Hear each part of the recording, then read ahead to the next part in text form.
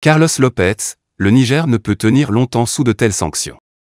S'il ne nie pas les difficultés politiques de la CEDEAO, le professeur d'économie bissau-guinéen croit encore à son pouvoir d'attraction.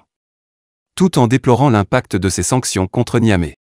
Un continuum très préoccupant du Soudan au Mali. C'est ainsi que l'économiste bissau-guinéen Carlos López, voix écoutée sur le continent, décrit la situation au Sahel depuis le coup d'État intervenu le 26 juillet au Niger contre le président Mohamed Bazoum. S'il déplore le basculement dans l'instabilité d'un nouveau pays de la zone, le professeur de l'Université du Cap, chantre du développement et de la bonne gouvernance, porte aussi un regard critique sur les sanctions prises par la Communauté économique des États de l'Afrique de l'Ouest, CEDEAO, contre Niamey. Entretien. À l'issue d'un nouveau sommet à Abuja le 10 août, la CEDEAO a ordonné le déploiement d'une force militaire pour rétablir Mohamed Bazoum dans ses fonctions tout en laissant la porte ouverte aux négociations. Croyez-vous à une intervention armée au Niger? Carlos López, dans le cas où elle se produirait, l'intervention de la CEDEAO buterait sur deux difficultés.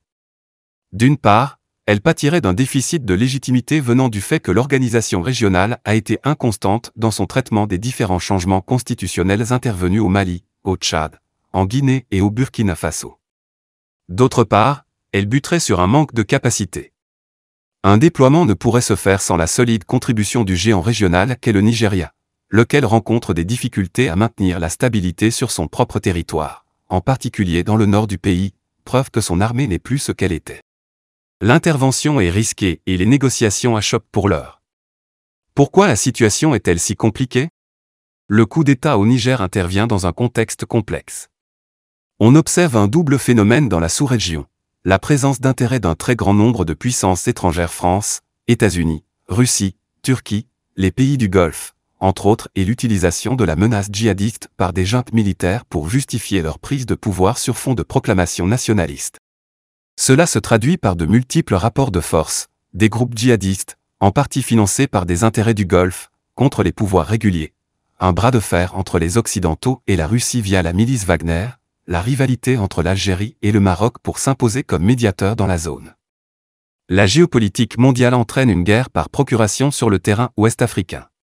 On le voit déjà au Mali et au Burkina Faso, cela risque d'arriver au Niger. Comment sortir de l'impasse?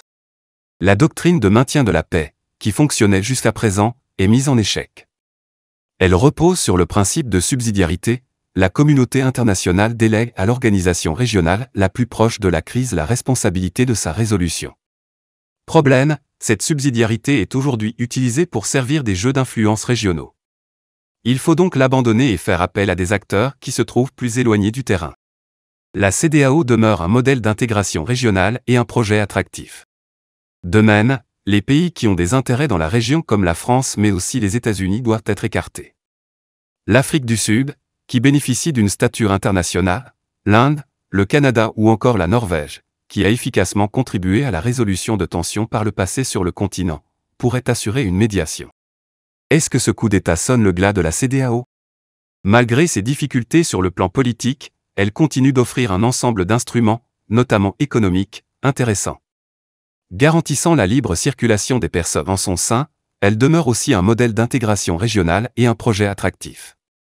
La preuve, la Mauritanie s'en rapproche quand le Maroc a déjà fait part de sa volonté de l'intégrer.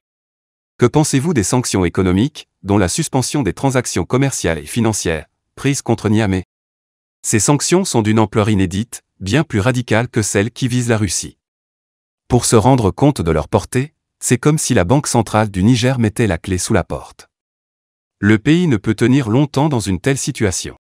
Il faut créer une agence de l'intégrité électorale. Il ne peut survivre en autarcie et les deux économies en mesure de l'aider, le Mali et le Burkina Faso, sont des États enclavés. Ces sanctions devraient donc être le déclencheur d'une solution négociée. Quelles leçons tirez-vous de cette crise sur le plan de la gouvernance? Sa consolidation tient à 2 points, la crédibilité des systèmes électoraux et la transformation économique. Sur le premier point, on ne peut que constater que, les systèmes électoraux étant très manipulables, la légitimité des élections est de plus en plus facilement remise en cause. Pour y remédier, il faut créer une agence de l'intégrité électorale édictant les bonnes pratiques et validant ou non la qualité de chaque processus.